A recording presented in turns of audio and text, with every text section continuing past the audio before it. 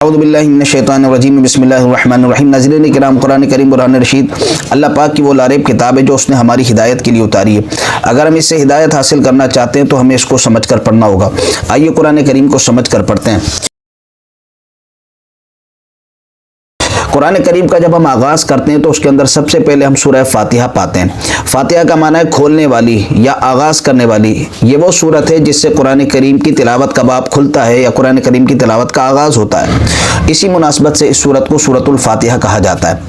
آئیے سورۃ الفاتحہ سے قرآن کریم کی تلاوت کا اور اس کو سمجھنے کا آغاز کرتے ہیں۔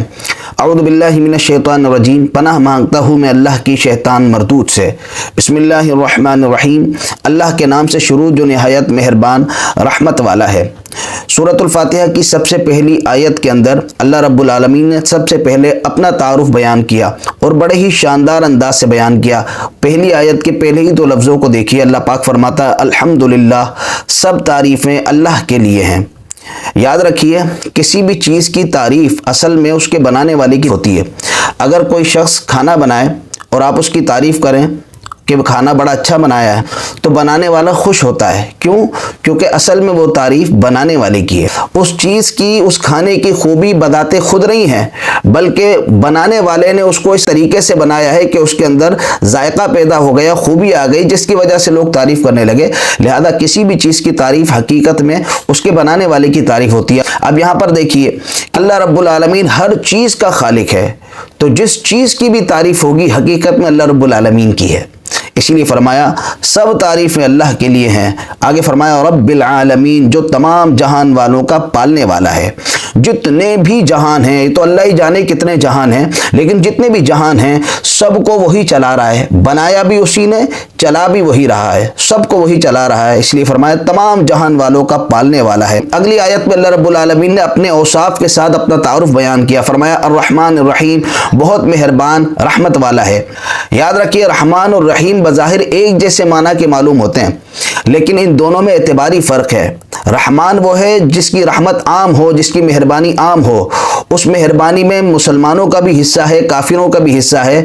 فرما بردار بھی اس مہربانی سے اپنا حصہ پاتے ہیں، نافرمان بھی اپنا حصہ پاتے ہیں۔ تو اللہ رب العالمین کی مہربانی جو عام ہے، اس اعتبار سے وہ رحمان ہے، اور رحیم کہتے ہیں خاص رحمت فرمانے والا، اس اعتبار سے کہ وہ اپنے خاص بندوں پر خاص انعام، خاص مہربانی فرماتا ہے، وہ رحیم ہے۔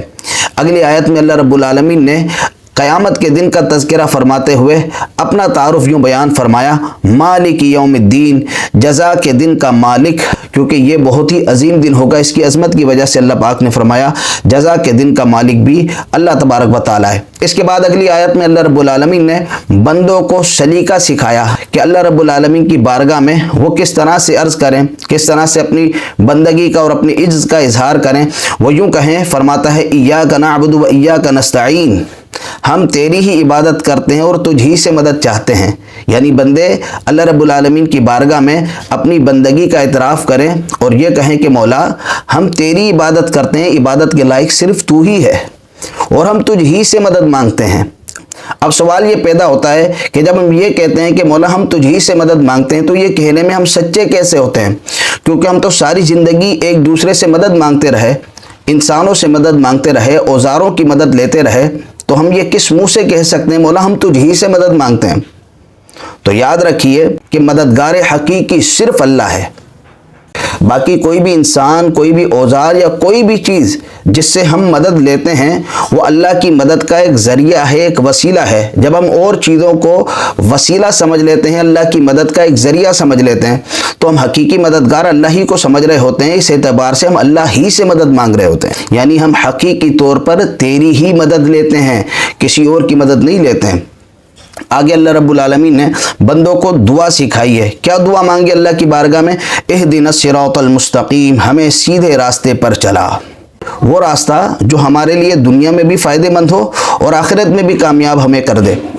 تو اس راستے کے بارے میں اللہ رب العالمین نے مزید فرمایا کہ وہ کیسا راستہ ہے۔ فرماتا ہے صراط الذین انعمت علیہم، ان لوگوں کا راستہ جن پر تو نے احسان کیا، یعنی اللہ کے انعام یافتہ لوگ، انبیاء، رسول، صدیقین، شہداء، صالحین، اللہ پاک کے جتنے بھی نیک بندے ہیں، ان لوگوں کے راستے پر چلا۔